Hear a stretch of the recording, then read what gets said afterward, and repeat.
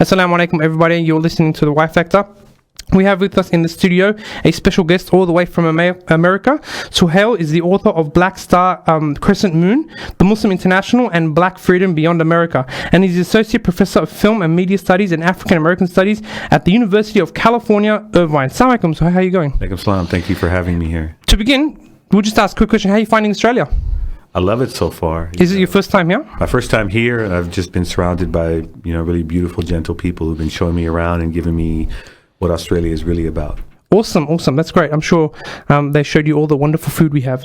But I'll get straight into it. So this is a mouthful, so you're going to have to give him. But there was a Sydney Seminar for Culture and Society event that was on earlier this week that you were a part of. Do you want to tell us just quickly what that was about? Yeah, first of all, I shared it with the brilliant Amr Rahman. Of Fear of a Brown Planet? Yes. Yeah, Fear of a Brown Planet. Someone who I completely respect. He comes from an incredible place politically, and he's able to do it through the lens of satire, which I think is like the best way to reach people. But basically, we just had a conversation between each other about what it means to be Muslim in the quote-unquote West, how to deal with kind of the anti-Muslim racism that we feel, and how to kind of talk about some of those ideas through art and politics. So what does it mean to be Muslim in the quote-unquote West? It means different things to different people. I think for us, and I think, me and Amr kind of found a lot of common ground. For us, it meant kind of reinvigorating parts of our tradition that really center kind of social justice as part of what it means to be Muslim, and social justice in a very comprehensive way, so that whether it be the United States or Australia, both of which are settler colonial societies, to really honor and work for and struggle against much of the history of racism that has existed and continues to exist in both places. That is, both in the United States around Indigenous people and slavery, and here in Australia around Aboriginals and the targeting of migrants and refugees. How deep do you think that connection goes between Indigenous populations and populations that have struggled in the past 200 to 300 years and the Muslim population? How deep does that go? Like the connection between the two kind of communities? Well, I think the connections have to be made and forged. But I think one of the more obvious connections has to be the role and place of kind of white supremacy and capitalism in shaping both the if you will, the theft of Australia from the Aborigines, but also the same forces that were part of the colonization of the places in the world that we came from, and that led to our very migration to a place like Australia or the United States. So that if we can see that white supremacy and capitalism and patriarchy as well were a central part of shaping who it is that we are here and why we're here, then we can find common ground with Indigenous communities and other communities that are affected by very similar forces. Do you think that, you talked about a little bit the impact of quote unquote like white culture, if you will, on our development as a society and as a culture, as in like the Muslims as a minority? Is that impact continuing, and is it having a negative impact, do you think? And how do we go about fixing that, if you will? Well, I think, you framed it as white culture, and I think that it's really important to say white supremacy, because I think white supremacy is not talking about white people per se, because many people who aren't white continue to promote ideas that kind of further the goals of white supremacy. For example, in the United States, Barack Obama is the president. Yet he is very good at kind of promoting the goals of white supremacy there. And this is a big reason why I do the work that I do, and especially in the book Black Star Crescent Moon, I did the research that I did, was it really centered on a figure like Malcolm X, who really brought together a whole host of different factors that contributed to the marginalization and oppression of African Americans that I think can be used as a template for thinking about Muslims. Of course, Malcolm becomes a Muslim and connects the struggles of Black people in the United States to those throughout the Third World. So I think white supremacy is a living, breathing, shape-shifting set of ideas that we have to be highly vigilant about. And I think it deeply affects who we are. We wouldn't be, as Muslims, in the position we're in today. And I mean that in terms of for the most part, in a defensive mode, if it weren't for the power and force of white supremacy. Okay, so tell us a little bit about your studies of Malcolm X, because I know Malcolm X is such an inspiring figure for a lot of Muslims around the world. Why do they look up to him so much, and what connection does he have to the modern Muslim? Well, I think that that's the power, I think, of the work that Malcolm was trying to do, was there was different kinds of groups of people both Muslim and non-Muslim, who find the work that he was trying to put forth empowering. I think for Muslims in the United States, I think part of the reason why I did the work that I did was in many ways to kind of uncover this history of radicalism that Malcolm embraced. I think in the United States, and it sounds like here in Australia, and I know in Europe, there's an attempt to kind of counter quote unquote radicalization. And what I was trying to do was trying to show that in the United States, there's a whole tradition and history of Muslims being associated with radical political thought and practice. And it's something that I think that we need to look back on and re-embrace the idea of being radical. I think we have to redefine it on our own terms. And I think that we shouldn't be afraid of the word or the politics associated with it. And so for me, Malcolm embodied that in a whole host of ways. I mean, I think what was really important for me to bring out, especially for immigrant Muslims in the United States, and I know that might be somewhat of like of a seem redundant maybe here in Australia, and I say immigrant because for the most part in the United States, there's a distinction made between immigrant Muslims and then African American Muslims. For immigrant Muslims, Malcolm, particularly post-Mecca, when he left the Nation of Islam and went to Mecca, there's this narrative around Malcolm that he became kind of this kind of colorblind universalist. And he kind of dropped talking about race, and he kind of dropped talking about white supremacy and the white devil and all this kind of language that he was associated with when he was in the Nation of Islam. And what I wanted to point out in the book was that simply just wasn't true. That in fact, when Malcolm came back from Mecca, he became more of an anti-racist, more of a Pan-Africanist than he was while he was in the Nation of Islam, right? But I think it's very convenient for a lot of immigrant Muslims in the United States and around the world, for the most part, to think of Malcolm as a universalist as opposed to an internationalist. And I think it's important to make that distinction, that Malcolm, continues to be remembered as an internationalist, as someone who continued to center race within his kind of political thought. Because I think that that's something that we as Muslims need to understand, that our very existence in this world is structured by the logic of race. As is much of the third world, all of the third world, right? All of the non-white world is structured in relationship to Europe and the West by the concept of race. And so we have to understand its centrality. And I think Malcolm is a very compelling and important and empowering figure to allow us to do that. I think the answer brings up a lot of really interesting points, but I want to just rewind a little bit to your idea of re-embracing the idea of being a radical and setting it out on our own terms. How would you define a radical here and now? In Australia, in the United States? We'll go to your concern in the United States. Sure. I think in the United States, I think radical means understanding the kind of expansionist impulse of the United States. For those of you who don't know the history of the United States, it started out on the East Coast of the United States. It began to expand through the logic of manifest destiny. In fact, it was Zionism before Zionism existed. That's good. I like that. Right. And so it was about conquering native land in a particular way, indigenous land, and expelling those people, if not outright murdering them, in order to establish quote unquote civilization. I'm sure that has echoes and resonances here in Australia. And so I think in the United States, radical means, one, not only understanding that history, right? Because I think on the one hand, immigrant Muslims, we look to Palestine and we fight against Israeli Zionism and Israeli occupation and aggression and whatnot, but we don't understand that the very same thing is happening in the United States and it has happened in the United States. And we somehow seem to turn a blind eye to it, that only the conquest of indigenous land only took place in Palestine, that it didn't take place here in Australia or in the United States. So one, it's understanding the centrality of genocide to the U.S. nation state. Right. Secondly, in the United States context, it's also about a society that was built upon the backs of slaves. Right. Mm-hmm. That slavery and genocide formed the twin pillars of kind of U.S. statecraft. And if you can understand that race was central to both of them, the idea of protecting white life and empowering white life was central to the formation of the United States and the maintaining of the United States. If people of color and Muslims in particular can understand that, then I think that we can begin to provide, shape particular politics around that. So I think to me, those are two very important keys to start with. And we see this kind of reflected in, for example, when the United States says it's going to go to war to Iraq to establish democracy. This is the same logic. Essentially, democracy becomes a code word for civilization. This is the same logic that was used by the settlers in the United States in the 1700s and 1800s to move west. It was about establishing civilization and democracy.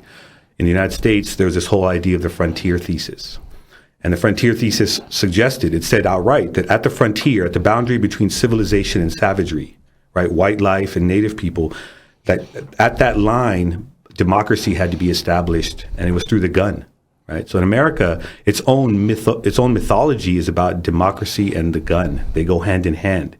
And if you take that same idea and logic and you see America as it's expanded beyond the contiguous 48 states into places like Iraq or Hawaii or Samoa and other places that it's conquered, the Philippines and Puerto Rico, it's been through the gun. Right. So if we understand this history of violence that is central to what America calls democracy, then I think that begins to shape a particular radical politics, as opposed to a politics, I think, that many immigrant Muslims have embraced, which is about, we're just Muslim Americans, we're American Muslims, we're here, we're part of this multicultural society, let's just enjoy the opportunities we have. There's a danger to me in that because it normalizes and erases the genocide of Native peoples, right? It ignores the structural and real inequalities between primarily affluent whites and honorary whites and black and brown communities, right? And it almost completely is silent on U.S. imperial aggression abroad. So I think to understand the complexity of all that is what I mean by being radical. That is a very comprehensive answer. I hope so. I like that. But I think that in recognizing, I'd like to ask actually, in recognizing the way in which the structure has given certain, privileges to some people and unprivileged others, in the way in which they have imposed that in the past and at the present, you said that is once we recognize that, we can shape the politics a certain way. My question is, in what way can we shape the politics? What would change in our recognition of this structure? As Muslims? Yep. I think first and foremost, I think it's important to understand that, how is it that we as Muslims came to the United States? I think the narrative for many immigrant Muslims is our parents came here from these places that were destroyed and we came to this land of opportunity, right? So they see America as a kind of utopian place that has utopian possibilities, right? Without understanding that, why is it that they had to leave the countries they left? What happened there? Centuries of European colonialism, right? And now American kind of control. Now they're here in the United States and somehow they've forgotten this relationship, right? And when they land on the shores of the United States, then that becomes a kind of, lubricant, if you will, for the way they think about other communities in the United States that have been here way before them, Black and Latino communities, who they see as not trying hard enough, as lazy, and not being able to fulfill the American dream. And so I think that misrecognition, right, is why a particular kind of more, I think, empowered or radical politics is not being shaped, because they see themselves as trying to be either good citizens or honorary whites, right, as opposed to identifying with the oppressed. We don't have to we can go all the way back to the very beginning of our traditions and to various points throughout it, and we can see that where Islam flourished, where it grew, and where it had the most traction and power was when it connected themselves to the most marginalized, right? Those who were the orphans, the quote-unquote illiterate, those who were incarcerated, those who were homeless. Those are the people that Islam appealed to the most, and it was when we targeted and aligned ourselves with those communities that Islam not only grew, but the society transformed as well. How would you go about taking these ideas and kind of embedding them as part of community work? A lot of people that listen to this and a lot of people that, take part in discussion on the Y Factor forums are involved in the community one way or another and are looking to change the discourse to basically what you're saying, or sure, as part of it.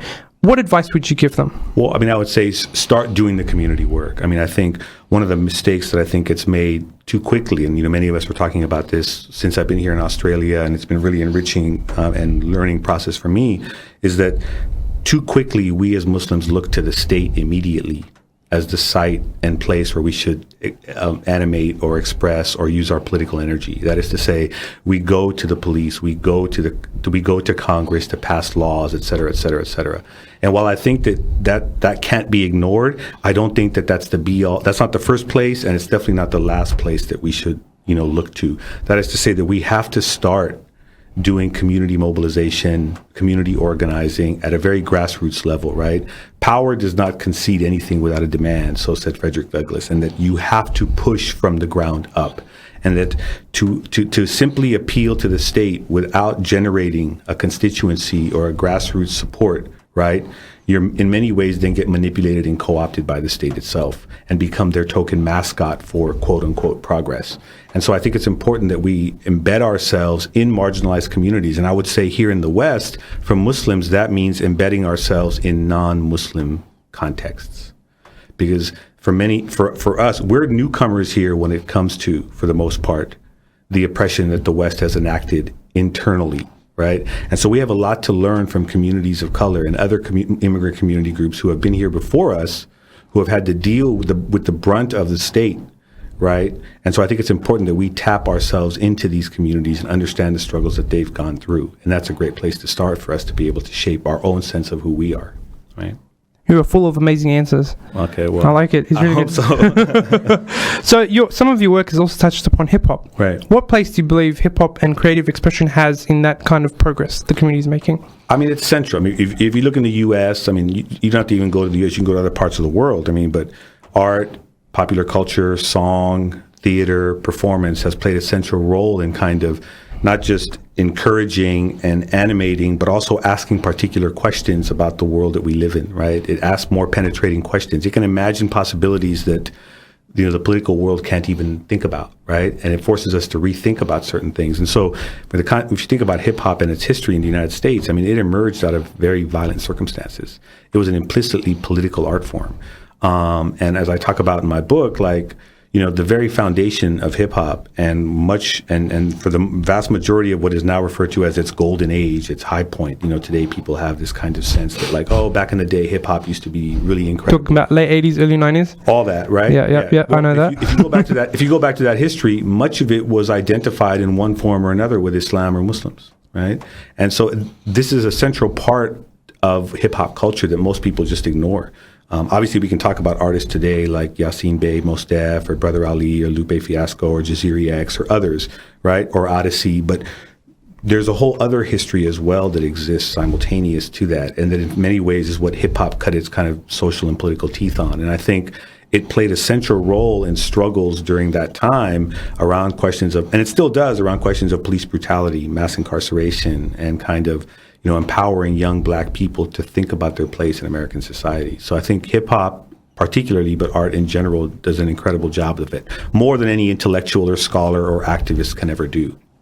Do you believe that some of hip hop's power has been lost in its kind of growth as part of mainstream culture? So an example would be, I read an article earlier today about Jay-Z's growing financial clout and how he would put that ahead of artistic integrity, and how many artists are taking that up as their major goals in life, if you will. Do you believe that it's kind of blunted the power of hip-hop and music in general? Well, I mean, I think this is what it forces us to think about, right? What does it mean to be political, right? I mean, there's different ways to be political. And I think, you know, I said this before at the event on Monday night, that like at its very inception, I mean, there's a sense that somehow hip hop has lost its way and now it's consumed by commercialism and bling, right? Yep. When you go back to the very first hip hop song, like The Message, or and all the way throughout its history, like, you know, The Message, it's all about money in this land of milk and honey, or Run DMC talking about my Adidas, right? It was always about a certain kind of, it was always a narrative about social mobility. It was about young black and brown people trying to escape conditions of poverty.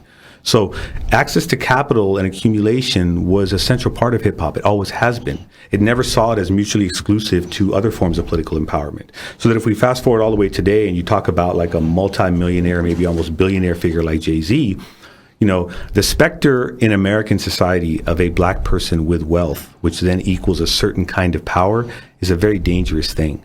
And I don't think we can dismiss the power that has in American society. So I think there's a politics to that. It is political.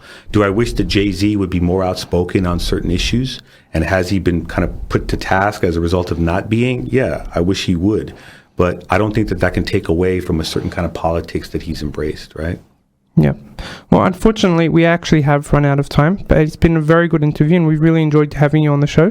So, Sohail, thank you very much for coming on. Yeah, I appreciate that. Appreciate the show. Keep doing the good work. Thank you very much. You're listening to The Y Factor on 87.6 FM.